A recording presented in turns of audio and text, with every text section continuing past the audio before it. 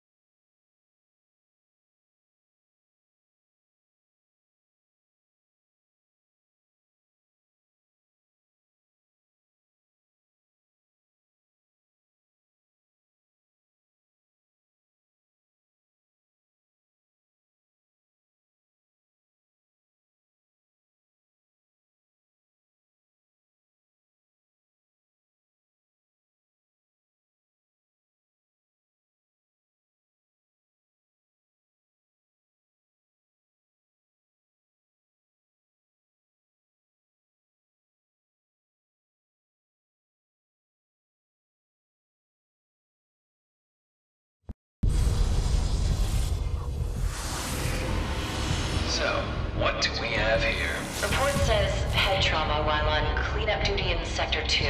We're getting interference from the implant. How are they awake? Now what's going on? Okay, here we go. Wait. The simulation's not obeying my reboot commands. If we don't contain the ZDNA data, the virus could leak it to the outside world. Just don't die too much. Or at all. Your vitals are seriously erratic. You've got 10 bloody seconds! Do it now! Wait. Who is that? Work together if you can.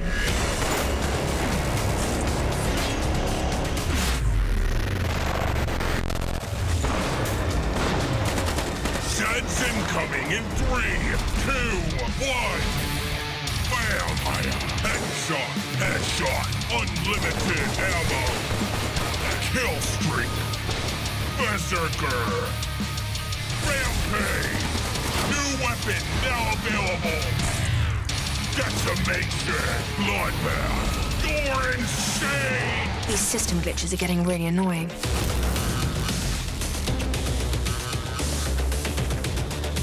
I'm questioning a lot of life choices right now.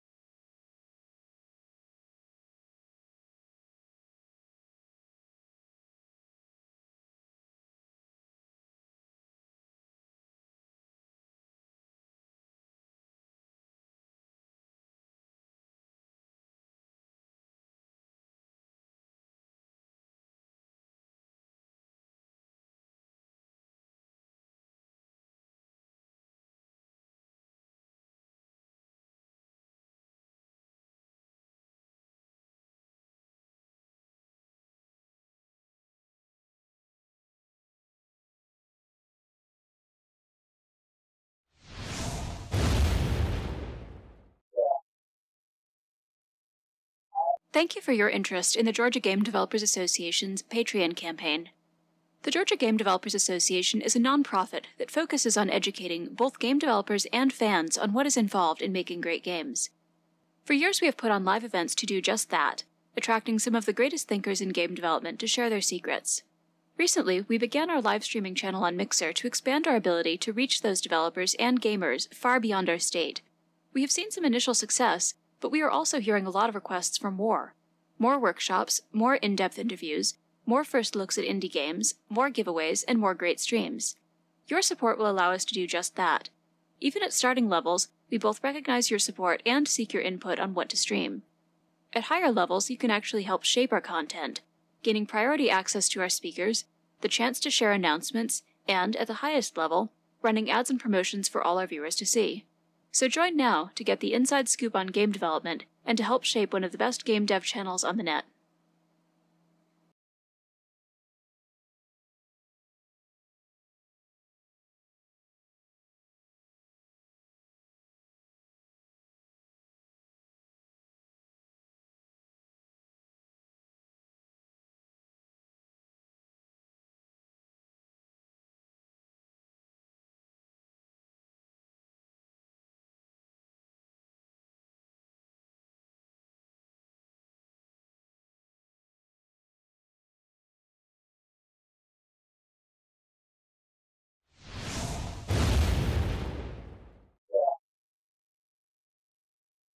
Thank you for your interest in the Georgia Game Developers Association.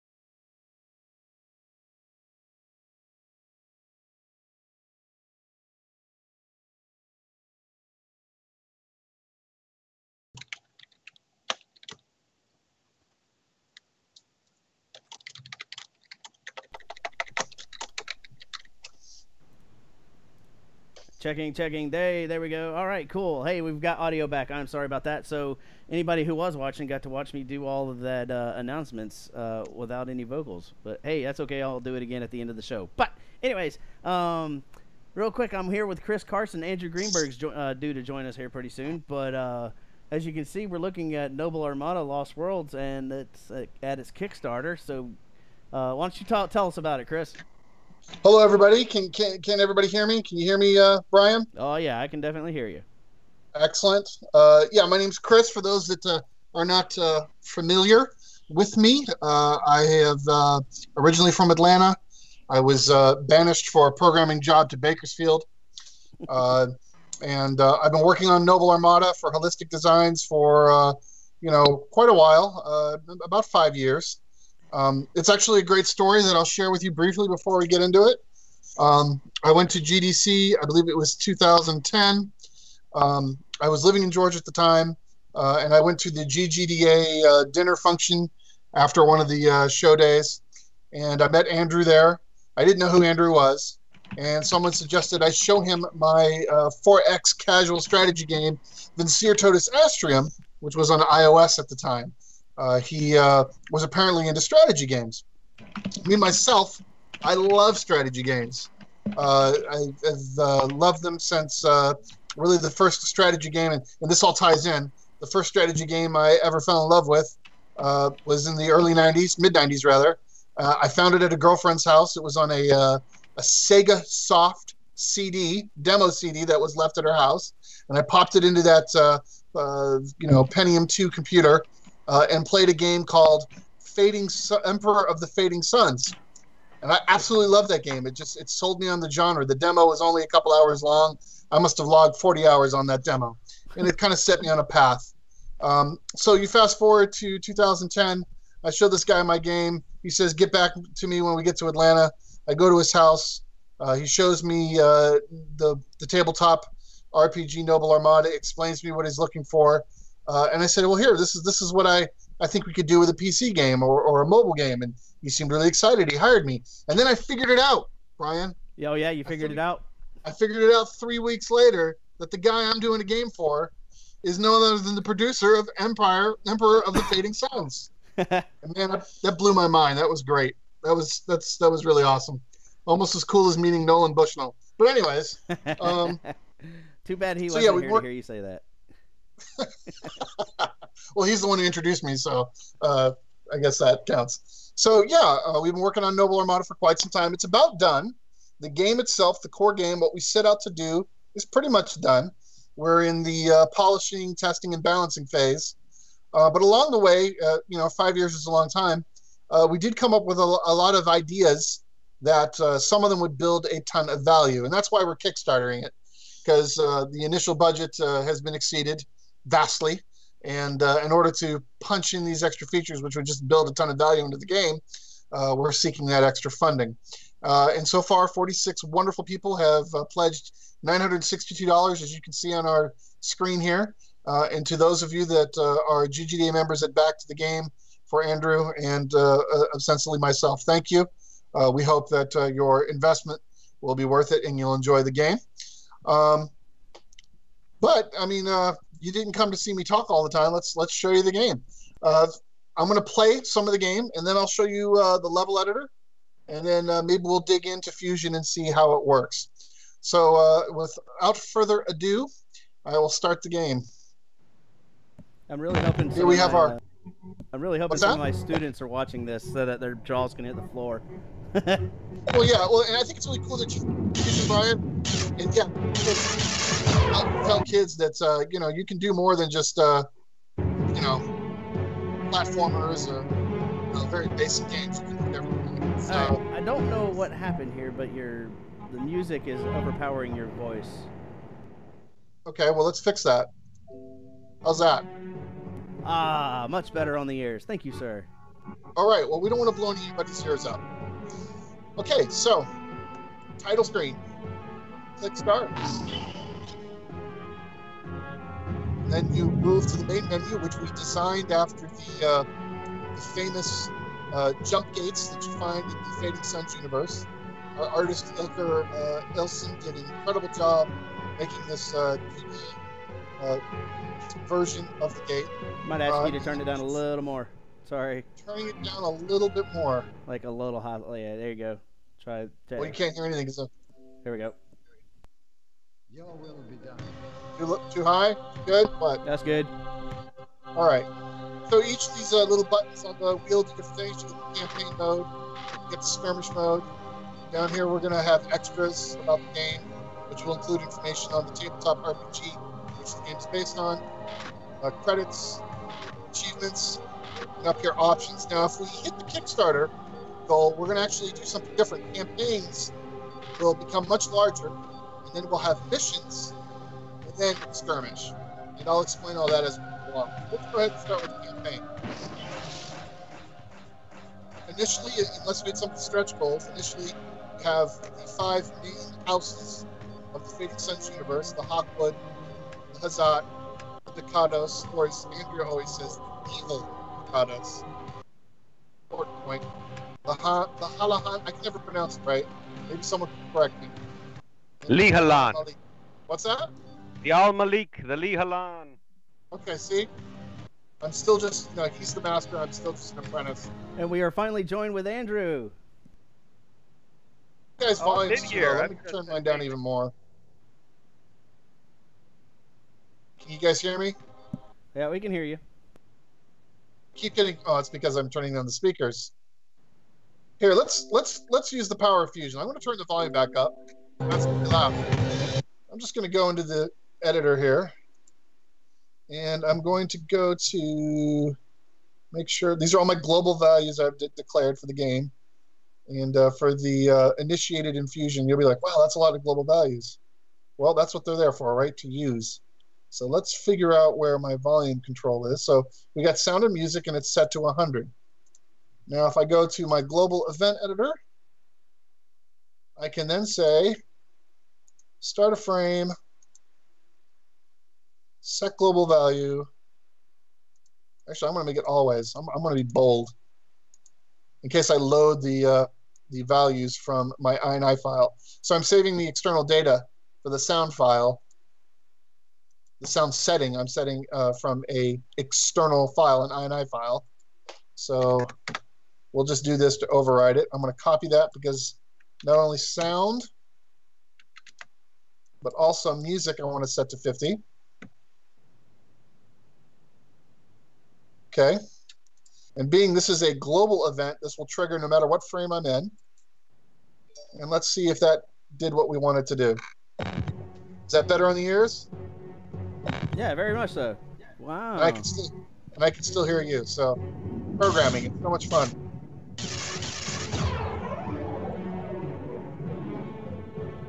All right. There's the gates, paint mode. Apocalypse, very well balanced vessels. And then this is the campaign select. Is that too loud? Yeah, that's pretty loud. All right. More programming shenanigans. We did say we'd show off a little bit of Fusion, didn't we? Yes, we did. That's right. Everybody, you're getting a good in-depth look of what it's behind the scenes. Remember, global events are really cool because they allow you to write code that covers all frames. Fusion is frame-based, and typically code that is in one frame does not exist in another frame. And earlier versions of the tool, that became a problem, especially if you were making multiple levels and each level was a frame, you had to copy your code. And let's say you did that, which I don't recommend, but let's say you did it and you had 96 frames and you found that you needed to change something, you would then have to change it in 96 frames. That's a lot of work. So the global event editor helps with that. Now you notice that not every object, there's only one object in here. You can add objects from anywhere in the app here and pull them in at the global level. So now I've set the volume and the music to 25, and it will always do that. That should definitely lower the volume. Let's check it out.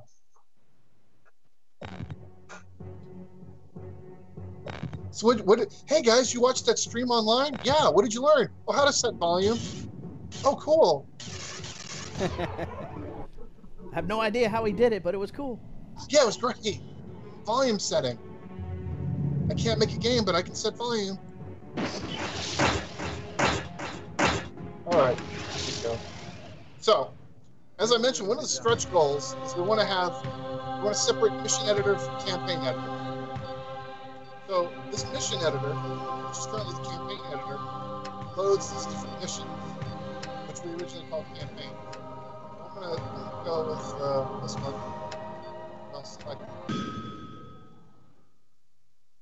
So I've picked my house. I've picked my campaign, which we hope to change to mission. Get blow something up now? Yeah, but we're getting to it. Yes. Andrew, you still with us? Is that all you showed up for, Brian? Oh, what, who, me? Yeah, just to see things blow up. I love space games. Hey, look, it's a bug. How in the heck did that happen? Are you serious?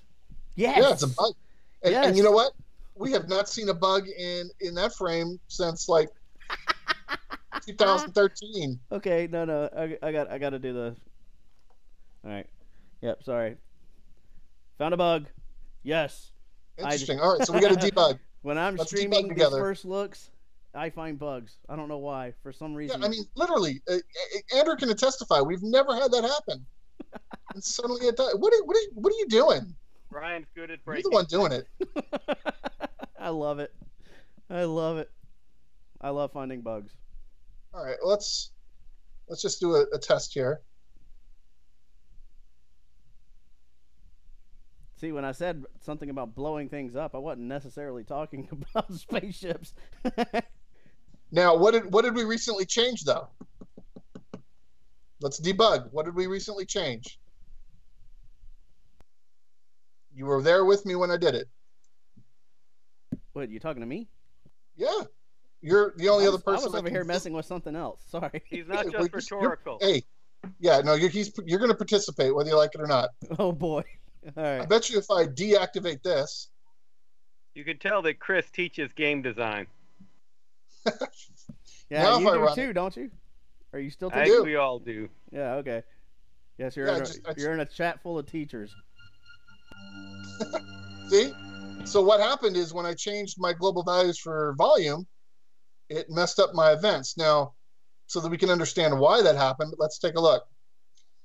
If the music track is not playing and the channel volume of channel 30 is less than 100, then start subtracting, right? Now the problem is I set the volume of channel 30 to channel volume 30 plus 1, but then the global value sets it back to 25. Does that make sense? So I never reach the 0 volume, which is what is used to trigger moving on to the next frame. So there you go. We figured it out, which now means that I'm going to have to edit the INI file or the music will be too loud. So we go to our projects folder. We go to FSNA, which it's now NALW, but that's a whole nother story. And we find our INI file. Options, probably. There it is. And let's set this to, what do I have, 25 or 75? Let's go 75. Yeah. All right, we run it. Still too loud. So we edit it some more. 25. So Andrew, did you get to mess with Fusion at all during the development of this game, or is it all? Yeah, I played around with it a little bit, but one of the great things about this game is that Chris has been driving their whole Fusion engine in new directions during the development. So, he's been definitely on the cutting edge, the leading edge of what this engine can do. That's why it's so great to have this screen.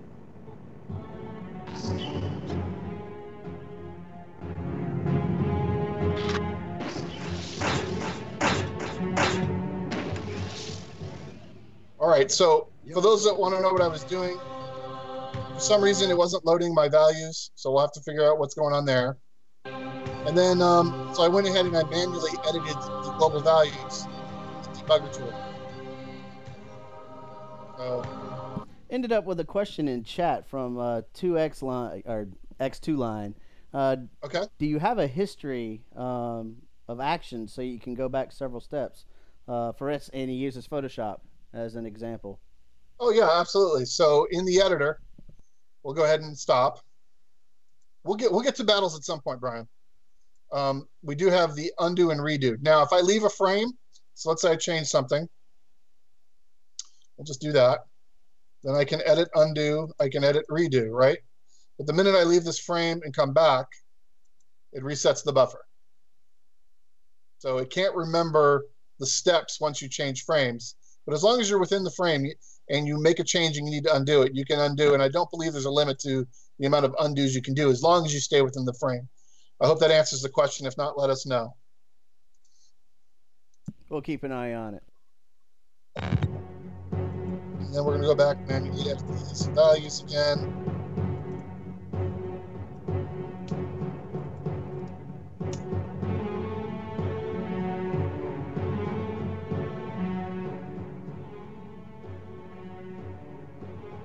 All right.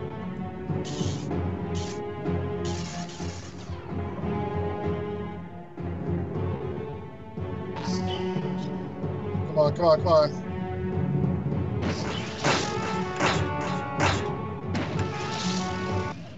Andrew, what is the best house? Mine here, Tucker. Okay. I think they're prettiest, but there's a good variability. But go with some Staccatos. They look evil. I love. I like the design. I like the designs of the design. It's flying things really bugging me.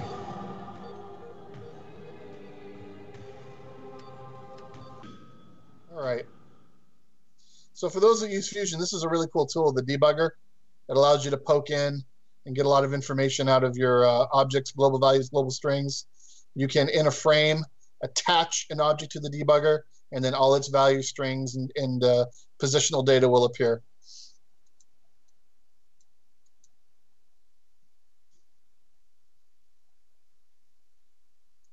All right, what is going on now? Did I just break it again? No. It's because we're playing around when we're doing it. You know what?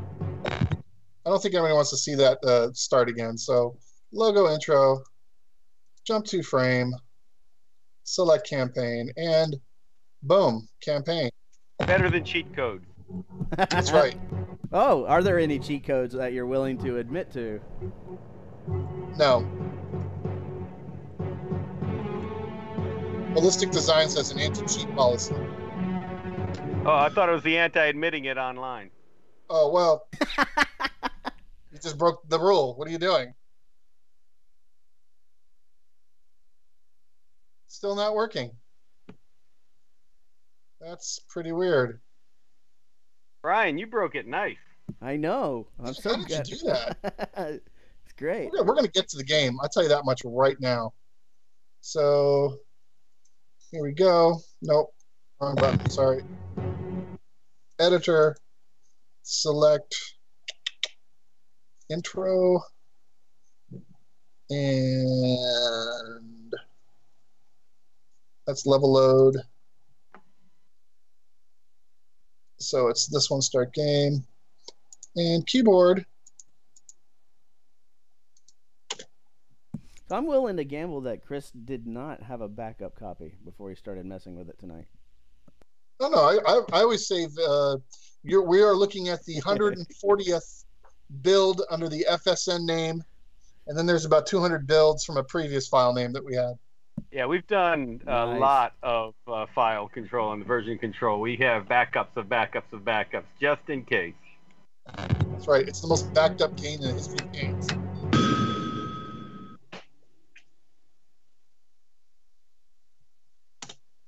Hopefully our viewers and students will remember that fact. Remember what? Backing things up. Oh, yeah, that's... some of my students in class today. Mr. Carson, my file is in here. Did you save it? Yeah. Did you save it to another device? No. Did you save a different version? No. Well, that sucks. Do your work over. Yep. All right. So this is what we were trying to get to. This is what originally a campaign was. So you'd have a system that you entered, and you'd have objectives. Each objective can be different. This particular objective is you got to clear the map of all the ships. Navigating through the galaxy, through the mission map, or the campaign as it was originally called. This is our fleet here, emerging from the gate. And to navigate, I click on any planet that I have aligned to. So I can't do anything with this one. But these two I can navigate to because I have direct navigation lines. Now you'll notice that there seems to be ships in between me and the planets. So part of the decision-making process in some of the more complex maps is weighing whether or not going in this direction is the right choice because the fleet that is in your way represents an obstacle. So we'll just head down to this planet. Now we're engaged in a battle. The forces have moved in to keep me from the planet below, destroy them, and you may find what they're hiding. Now this screen, oh, look at that, there's another bug. That ship shouldn't be there. So in this bug, this ship is improperly represented. And that's because I fixed it for the... What's that? Who's taking notes tonight? Well, this will be fun. We can actually look in here and see the different ships. So 12 is the small ship size, 13 is mid-size or frigate, and 14 is galleot. 15, what you're seeing is graphics for a ship size that, should the game succeed, we may integrate later, but they're not fully integrated in the game. So if I just switch that value like that, save it, then that fixes it there. But then we're not running on these because these are read-only, they're reference. We now need to go to the actual game, which is right here, and we also need to change it there. And what this is a concatenated string of data. This is the ship it represents, and then all of these values represent different functions. These are crew size, engineer size. These are weapon types and armor strength, and it just goes on from there. And then what we do is we run it through an object called the string parser, which allows me to pull this, what is a complete string, and break it down into individual pieces of information that the game uses. And if anyone's interested, after I finally blow something up for Brian, we can look at that and how that works. I'm gonna unmute my mic and start making spaceship explosion noises soon. Pew pew! Alright, so obviously it didn't fix the loads. This ship's dead for us. I'm not going to be able to use that for the battle. But the Malcolm, the Zella, and the Justine are still available. So, we control direction, this little icon here. And then we have thrust. Being it's a vector-based ship movement, the combination of thrust and direction affect where the ship will move. And we recently added these little lines that give you an idea of what you're plotting. So you can kind of polish up and give the user a little more feedback as to how the game's working. So now you can see I'm moving in this direction, but by adjusting my direction and my thrust, I'm able to modify the angle of which I'm. Zoom out, we can see there's an enemy fleet up here. So let's see if we can eliminate them. In this particular version of Noble Armada, the smaller the ship is, the faster it can accelerate and decelerate. So your smaller ships are kind of your advanced force that you might want to use to go in and stick and move with. Looks like these guys are hiding behind an asteroid. Can't have that. You telling me your AI is thinking strategically? Remember, Brian, it's not the AI that the player thinks you wrote, and based on your comment, see that you wrote the AI. All right, let's lessen the playing field. And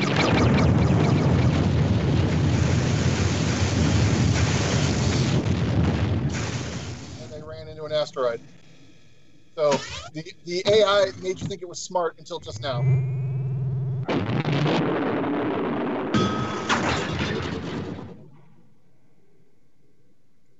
Oh, somehow I've been boarded. Maybe another ship wrapped around and got one of my guys in the back that I didn't see.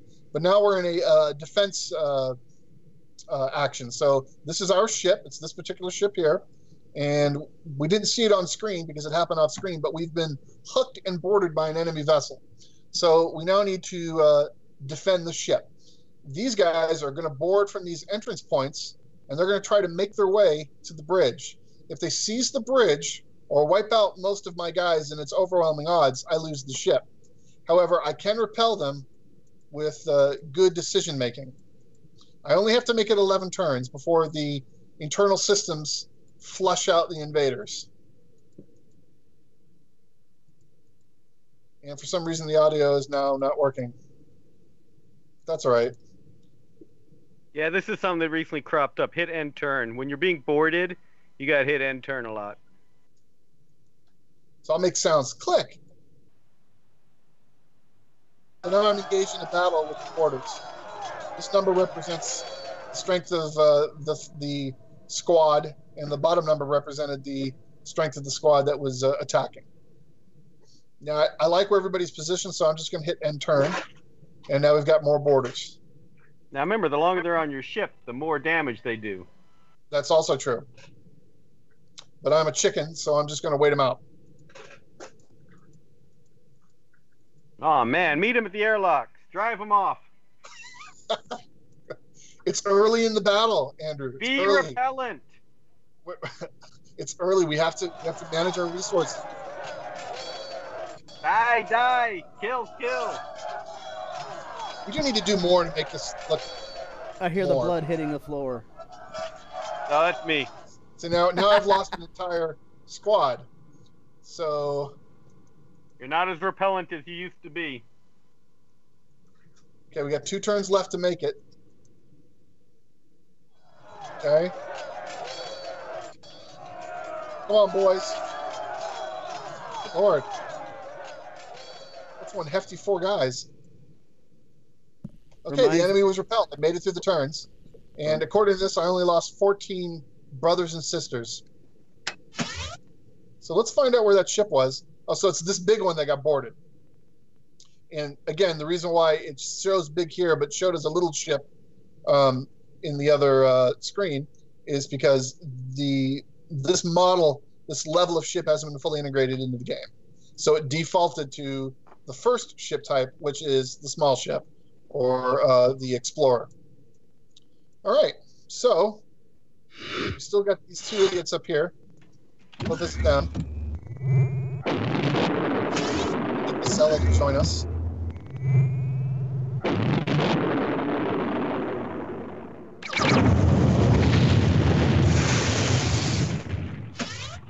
That would have hurt if it connected. Now, the Suns, or rather the Noble Armada line of games tries to implement is making naval combat that works in space. I guess is the easiest way I can say it. And Andrew can feel free to interrupt me at any time because he's the expert. But there's certain things that you do in naval combat, like making the T. So if I can face my ship towards lower my profile, my surface profile, as I approach the ship. So in this configuration right here, these ships have less surface because as they shoot downwards, there's less, only this part of the ship is actually hittable, unless, they come in at an angle. But you are more of a target when you do this way. So you want to approach in this kind of configuration.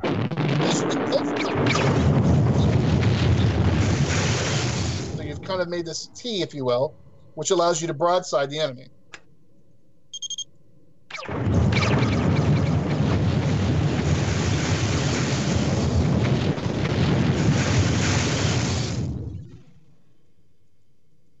All right, let's repel these guys. We'll take an aggressive approach like Andrew wanted.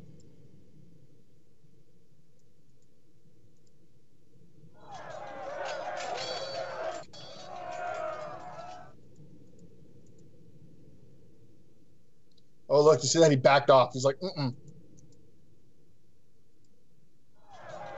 This guy's got smart. They're like, no, thank you. Cowardly Hazat.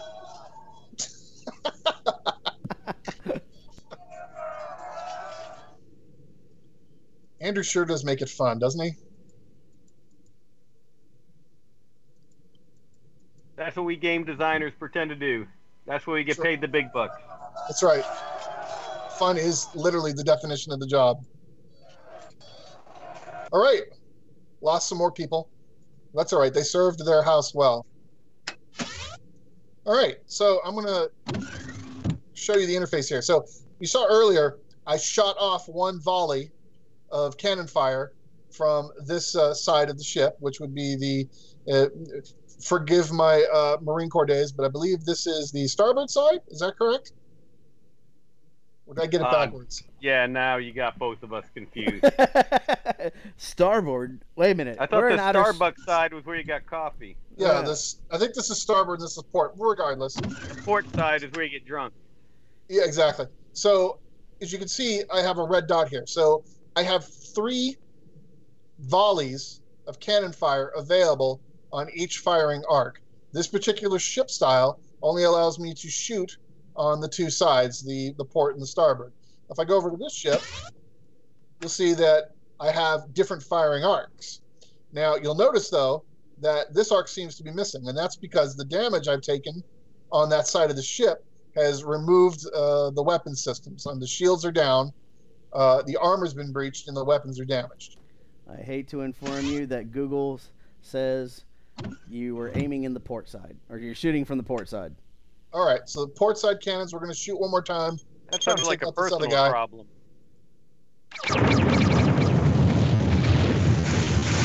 One more volleys. Yeah, I've now out.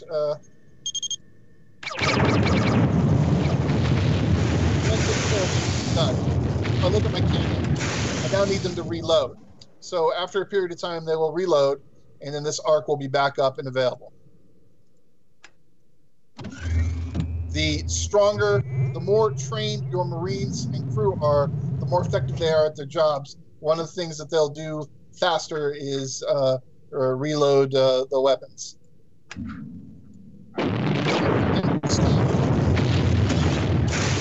Casella.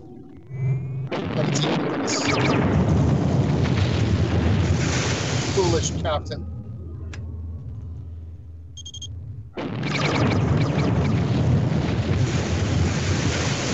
That just about does it for this battle. So this guy looks familiar, but he's letting you know that it's been honorably won, and this is the amount of money that we accrued during the battle. Now, while I got Andrew online, Andrew, I had a thought. When I blow up a ship, why don't we, and it should be really easy to do, have parts, if you will, fly off the ship, or it can just be as simple as chests. And as you play the game, you collect the chest by, a collision with the ship, and then that could add bonus money or bonus parts. What are your thoughts, sir?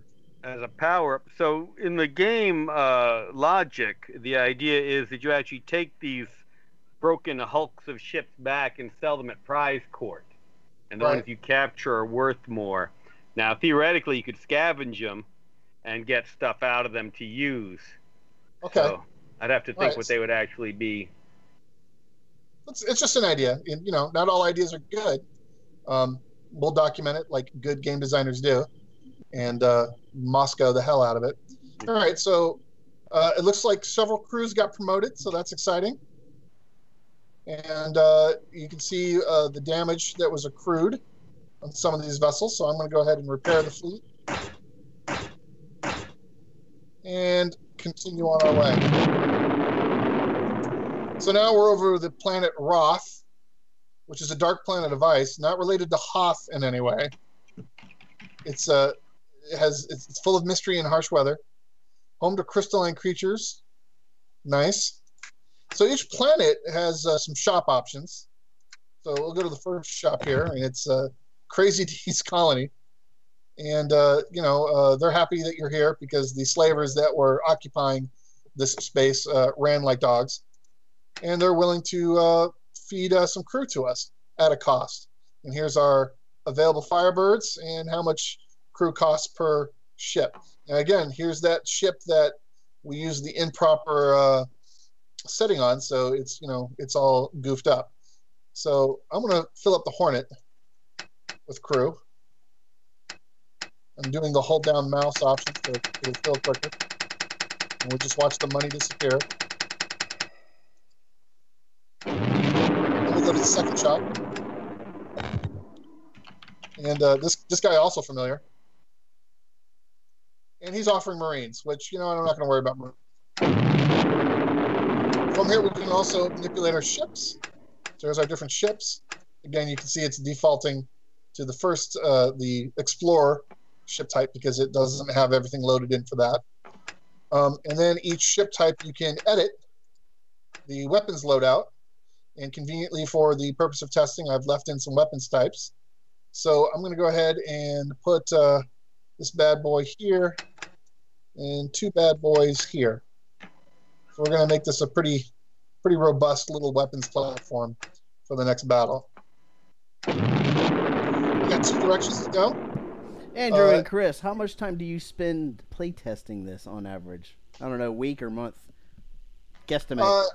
I think really, honestly, for me, the good litmus test of how much I've playtested a game is if my children know the theme music by heart. Yeah, pretty much. Or if my wife says, if I hear that song one more time.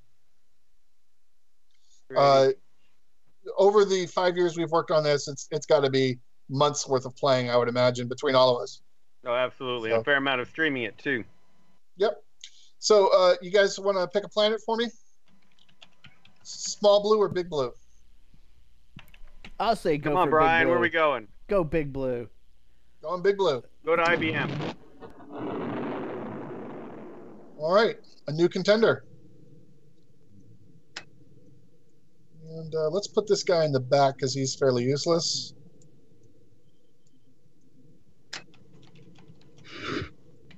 The enemy is up here. So, different weapons platforms, different stuff, like this. Total miss. Swing and a miss.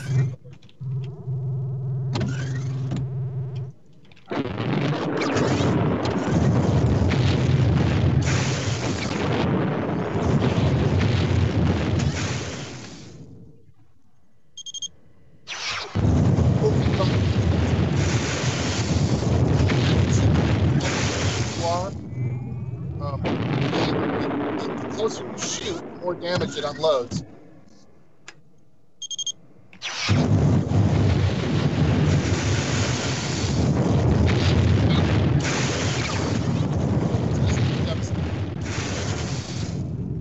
Fix the balancing by making the weapon very cost prohibitive, or we could lower the amount of damage it does.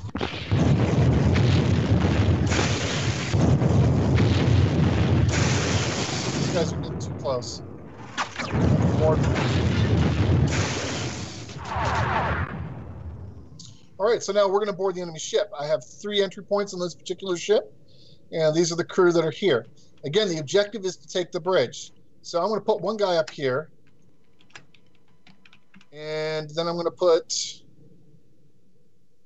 I think we're going to just leave it like that. And then we're going to make a run for it. Apparently my crew is pretty low on this particular planet, or this particular ship, rather. Leroy. Oh, this isn't looking good. These men and women will be remembered for their valor, but not much more.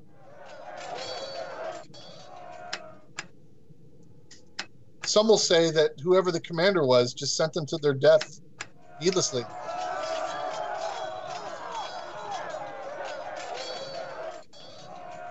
So I have 0 parties left. This is the last crew I have. And I have only 6 turns left to take the bridge. And we all know it's not going to happen, but let's go for it anyways. So, we lost everybody. Now that ship has 0 Marines. You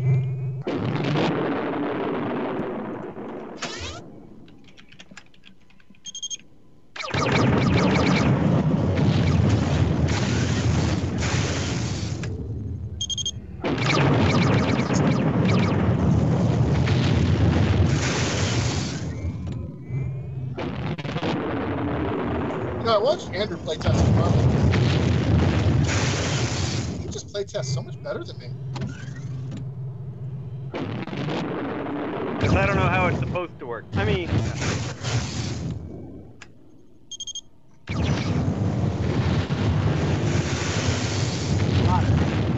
That's the best way to play test anyway. We've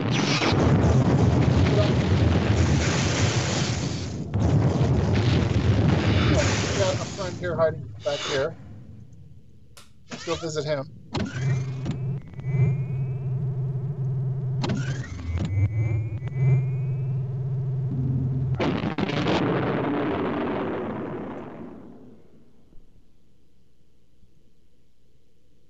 I think they might be putting a hurting on you.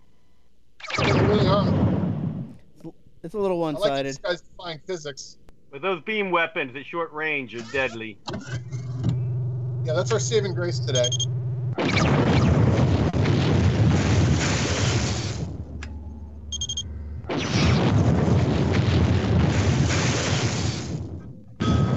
So, we made it.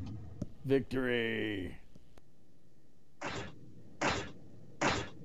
Dead bodies all over space. So anyways, that's what currently a campaign is made of. What we're doing with the Kickstarter is we want to take this campaign and call it a mission, okay? And then we want to make a campaign. We want to polish the mission editor, which I'm going to show you in a second, to allow everyone to create their own missions and share them and play them. But we also then had the idea of campaigns. And the idea is we could elevate campaign by making it a series of multiple missions. So that's one of the campaign stretch goals that, or goals that we're really looking forward to try to do. Let's see, what do these people do? Yeah, part of the thinking behind that is that we originally designed this to be a really quick gameplay experience, and you see how fast some of these battles can be, basically 30 minutes to an hour, but that way we can link a number of different solar systems, you go back and forth, fight for control of the jump gate, gives it a lot more of a strategic feel of our older Emperor of the Fading Suns type games. Which is what we want to try to, provide to some extent. That we're looking for that midway of easy entry for anybody, but also allow for that higher level of strategy. So the level editor, which it originally started as a tool for me to give to Andrew, Holistic Design, and his assigned team members the ability to create missions, as we're going to call them now, and add a little bit of the Fading Suns lore. Over time, it ended up evolving to the idea of potentially allowing other people to use it. So it's in the middle of a transitional state. We're trying to make it completely user-friendly. So we'll take a look at it. Oh, look, let's use an opportunity to edit an image. So we recently had a name change, so we'll just start by saying peace out. Great. Yeah, that looks better. So level editor. And then here are all the different levels that we've been messing around with. And I can load one of them or I can select new. So we'll start by looking at one I've been working on called Emperor's Challenge. This is Andrew, can we tell them about what we're planning on doing in 3 to 4 weeks, or do you want to? This is a perfect place for that kind of sneak news no one else knows. Okay, so as part of our Kickstarter campaign, we're going to start, I believe he wants to do on the 3rd week, an exclusive play test for backers, and then we'll have a slightly less featured version on the 4th week for everybody who hasn't backed, give a play. This is one of those campaigns where we're trying to provide as part of that. And this is the main editor face. And you'll notice that you've got planets. You got the waypoints that have been created. And then these buttons here represent the fleets that you'll have in the game.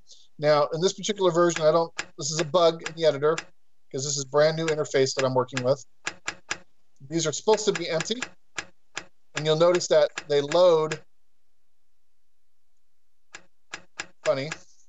So we'll switch them back to empty just because that's the state it was in. But then you can change the weapon loadouts of the ships. I believe you can change the crew experience. And then that's how you edit this is your initial fleet. These allow you to determine which house you're using. So now I've selected 2 houses. It'll flash between both so that you can see, or all. And then the planets themselves, you go to edit, and you can edit which facilities are available at the planets. All right. Name the planet, and you can add a story element here. Now, the waypoints also have story elements. You can add a story element here, and you can determine the makeup of the fleet up to 8 enemies in the current engine. And then mission types. Currently, we have defeat all enemies, capture a ship. So the engine will pick a ship that you have to board and seize. Run a blockade, which means there'll be a, design for maybe you got 1 or 2 ships and they've got 8 and you need to get through them to a target location. So you're running the blockade. No battle, that shouldn't be there. We're going to figure that out.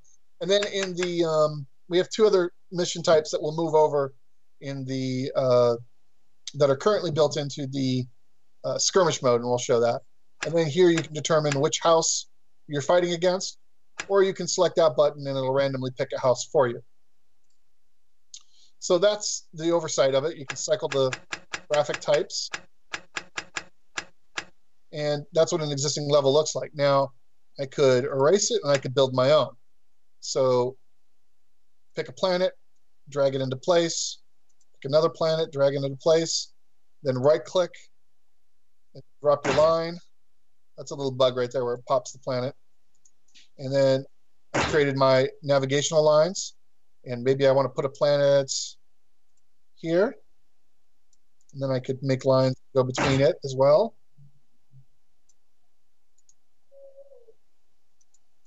And then you see these blank spaces. So if I was to load the game now, there'd be no battles because there's no battles placed. That's what add waypoint does. Allows me to grab a waypoint, drop it on. So now I'm saying that when the game starts, you will have at least 1 battle between here, and then you can configure it like I showed you earlier. It's a battle. Defeat all enemies, and then you'd start the game and play it there. So that's kind of where we're going with the editor for the mission editor, but then we would want to take another step of the campaign editor and allow you to create a campaign where you would put multiple of these missions inside the campaign. So that's kind of what we're doing with the editor. It still needs a lot of polish because this is really the first time we've showed it in public since we decided to shift from, for any of you that have done programming and use developer tools, you kind of need to be part of the secret society to know how to use it. They're not the most UI-friendly types of programs, and we're trying to convert it. So that's the level editor. At this point, I'd kind of want to ask if anybody has any questions. How many people are watching anyways? Actually, I was hoping you'd show the skirmish mode. Skirmish mode, sure. So we got, okay. So skirmish mode, we'll show that real quick. That's right, folks. Anybody out there in any of the chats on YouTube, Twitch, or Mixer, if you've got any questions, post them in chat. Oops, remember we wrote some programming code that screwed that up. So let me go here. And we will go to jump to frame, go to skirmish interface. So now here's the skirmish interface. I love this. This is currently probably my favorite part of the game because you can just jump right into a battle. So you've got your fleet and the enemy fleet. Now in skirmish mode, there is 4-on-4 maximum battles. We haven't gone with 8. And we do have a feature in there. We'll explain that as to why it does that. But to change your fleet makeup, you just like we did in the editor I showed you, just click through. It'll cycle through the available ships. And then you can pick the weapons loadout. So maybe I like these guys to, maybe they have these. You know what? I haven't shown you this yet. So we'll have these guys have the, I forget what we call them, machine guns? Is that what we call them, Andrew? Slug guns. Slug guns. Okay. All right, and then we'll leave it that way. And then, the enemy. We haven't fought the Ducados yet, have we? Let's do some Ducados. But they're the good guys, not. Jeez. And then we got game type up here. So this is one of those modes I was telling you about that isn't in the main game yet. Sea station. So a space station will appear in the middle of the battlefield. And the objective of the game is to seize that station by boarding it and taking it over. We'll move that over for mission types soon. Onslaught will be skirmish only, and onslaught means you defeat these 4 ships, but each ship you defeat, another one will join the battle, and the idea is how long can you survive playing with the fleet that you have. And then back to destroy all ships. Space debris allows you to determine how much good old space rock we have. And then the randomize button, what it currently does is just takes all these options and randomly gives you a different configuration. And then the play button gets the game going. And now we're playing.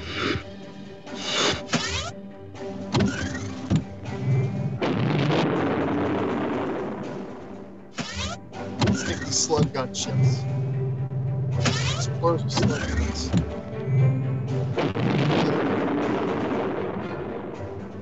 Now, one thing I thought about is there's no penalty card live. Just kind of cool because you can use it. Not cheap.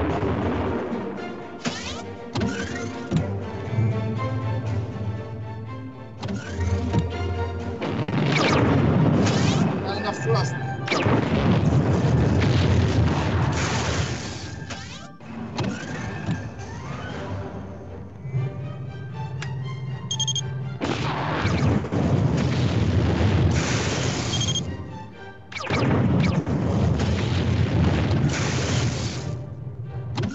Very poorly.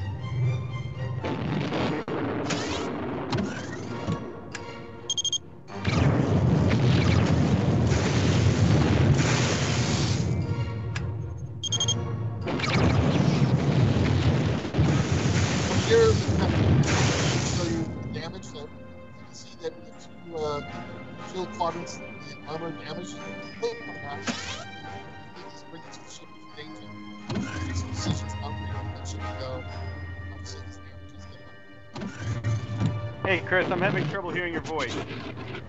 Yeah, okay, hold on.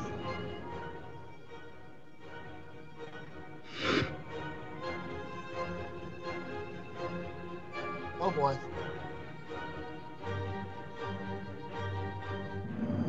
No one's ready for the Ducatos.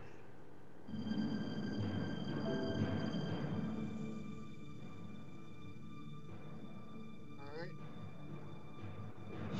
Then I'll put the detail screen, go back, and the volume hasn't changed.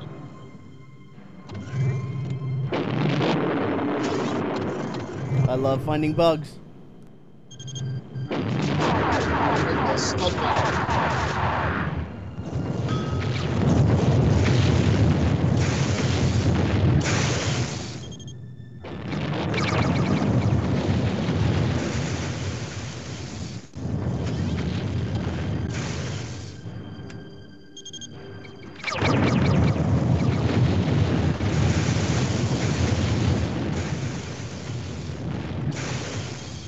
Here's a cool idea that I can show you.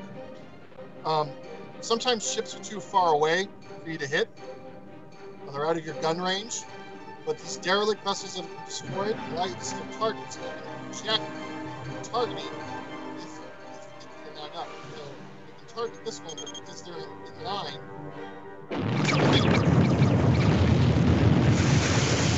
it's kind of a poor example because it's so close. If this one had been far away, I could use this.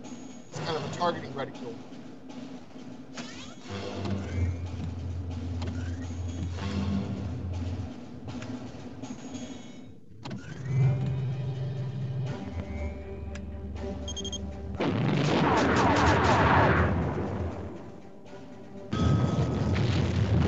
Now, I won. Victory! So we still got a fair amount of work in front of us. But we are looking at I believe we've set a summer release, and we're going to hold to it. And with your help, we can add even more and make it a better game. I apologize up front. I'm in the middle of building the demo version, which anyone who knows programming is, like being an automotive expert. I've been ripping out spark plugs and all sorts of stuff. And what you're looking at is the build after the demo, and apparently I haven't put some spark plugs back in, so I apologize for that. Does anybody have any questions? Looking pretty fun. Yeah, it's looking very fun. Music and sound effects, one of my favorite topics. Where'd you get it? So I have been blessed to know a gentleman by the name of Sam Dillard, who is out of Texas, and a good portion of the music has come from him. I've worked with him for years and years and years. He should, with his talent set, be a lot more well known, but he hasn't, I guess, hit that combination of luck yet. He's put his music in areas, where other composers speak, and he's had Hollywood. I'm not going to mention names, but Hollywood composers say, "You've got real talent. Keep working on it." So. He took music that was provided from the previous Noble Armada project, listened to it, listened to our direction, and he produced the music you're hearing now.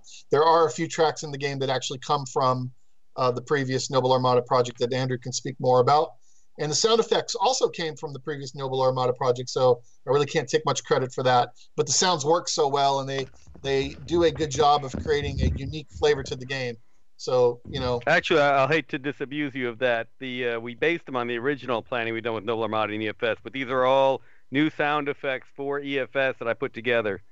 So, hate to admit it, I actually have the audio design credits on this one. But we have the music is also provided by the Changelings, a very popular Atlanta band for a while. Still find a lot of their stuff online.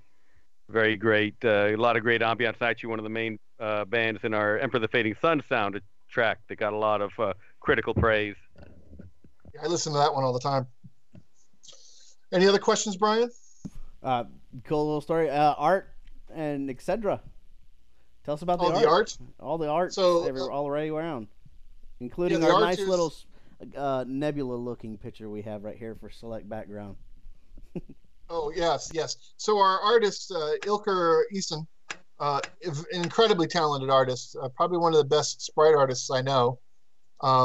He's made an incredibly well made just great look to the game. He took time and researched how the Fading Suns universe works, so he knows it's aged, it's ancient, it's technology that can stand the test of millennia and millennia.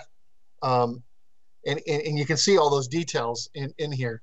Now, in the Fading Suns universe, from what I understand, technology, the mastery of technology is nowhere near as strong as it used to be, and you can see those details even in the graphics, right? So this is an interface, but you can see all these little like hieroglyphics or caricatures that give you this kind of sense that the people that are operating the technology now almost have a reverence for it. It's not just technology; it's almost mystical in a certain way. And I think that all those details add to the whole flavor that this is, getting near to the end times, and the human race had better times. So he did a great job with that. He's a true artist. He's one of those perfectionist types. If you asked him how this art looked, he would tell you it's not good enough.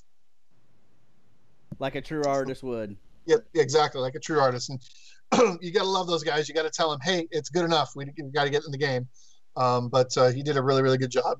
We were happy to have him on the team. He worked with me on 2 previous other games that I've made. So good guy, Ilker Esen, Eisen. You can look him online if you have work for him.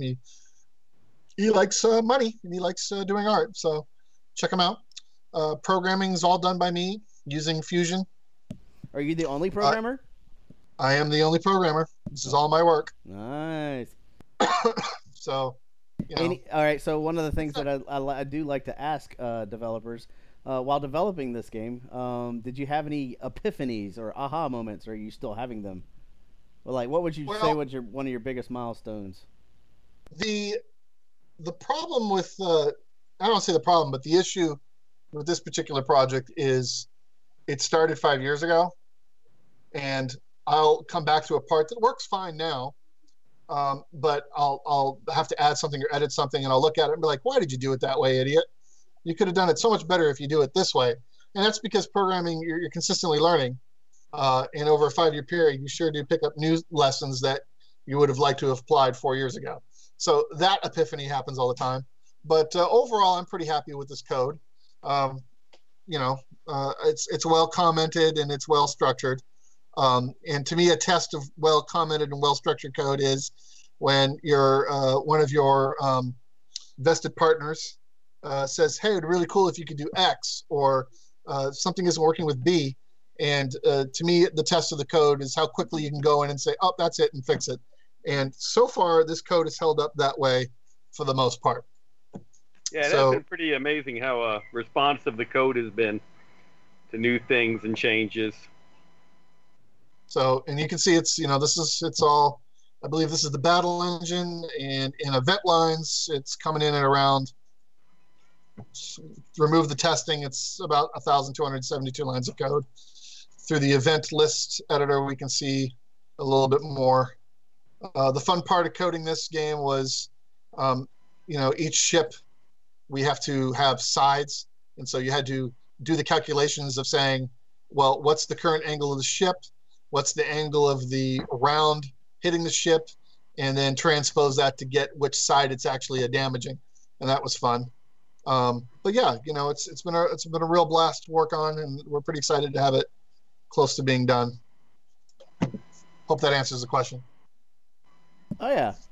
Andrew, any other more input you'd like to share?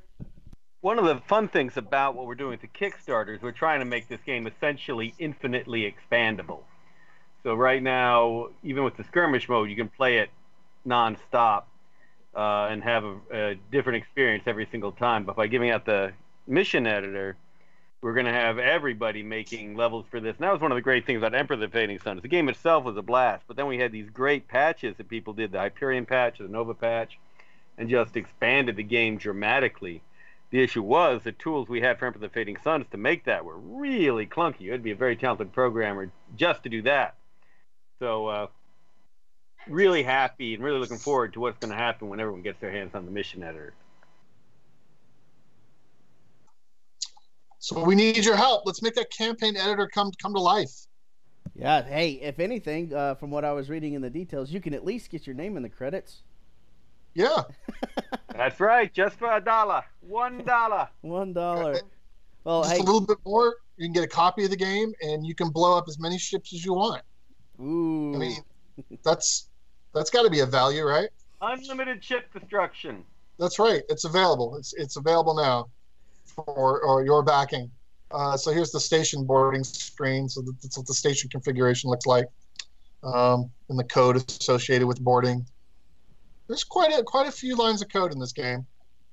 Oh, I think it's kind of cool though. Andrew Greenberg ended up in the credits of my game Egg Defender, so I backed him. I had to get my name. If anything, I had to get my name in one of his games. That's right. I got to add that one to my CV. Well, if you're playing Egg Defender, really, why should we even continue? You got to remember what your it said Andrew Greenberg for moral support. No, I've got to add that. I'm going to start putting moral support as one of my credit lines. Immoral. Immoral, that's right. Oh, that's for Egg Defender. It has to be immoral. Right. All right, guys. Well, I'm going to probably stream more Noble Armada on Friday. For those who want to see, it'll be during our Click Team Reactor stream. Oh, excellent. It'll be about the same time. And maybe by then I'll have all these little issues that cropped up in FFNA 140 fixed, so we can have a smoother demonstration. And by then it'll be called NALW 141. Oh, well, yeah. Well, or should we start at 001? Okay, NALW 01. All right. Awesome. Oh, well, thank you so much for showing all of these neat, fancy things you can do in Fusion. This is probably the most in-depth project you've ever shown us here. So thank you very much. Thank you both. Andrew, for giving us even more detail. Absolutely. Always a blast. Good interview, Brian. Yeah, absolutely. Any last words you want to close out with? Thanks for watching, guys, and check out our page. It's right here, and we'll put the link up. And if you're interested in getting into Fusion, visit clickteam.com. We do have a free version that you can tool around in. Right here, you just download for PC or Mac, and make sure you like Noble Armada on Facebook. Thank you. Take care, Chris. Thank you. All right. See you guys. Thank you.